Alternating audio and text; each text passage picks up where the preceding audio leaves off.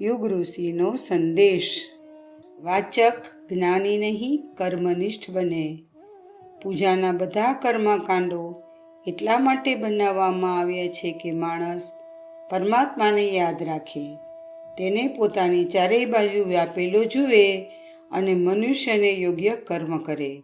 પૂજા, અર્ચના, વંદના, કથા, કીર્તન, વ્રત, ઉપવાસ, તીર્થ વગેરેનું પ્રયોજન માણસની એવી ચેતનાને જાગૃત કરવાનું છે કે પરમાત્માની નિકટતાને યાદ રાખો અને ઈશ્વરના પ્રેમ તથા શ્રદ્ધા દ્વારા લોકસેવાનું વ્રત અપનાવો તથા ઈશ્વરના ક્રોધથી ડરીને પાપોથી દૂર રહો. જે પૂજા તથા ઉપાસનાથી આ ઉદ્દેશ્ય સિદ્ધ ના થતો હોય તે વ્યર્થ છે.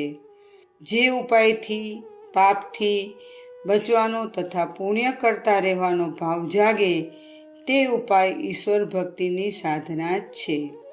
હે વાચકો, ઈશ્વરની ખાલ ના ઓળશો, સાચા ઈશ્વર ભક્ત બનો, ભક્તિને વ્યવહારિક જીવનમાં ઉતારો.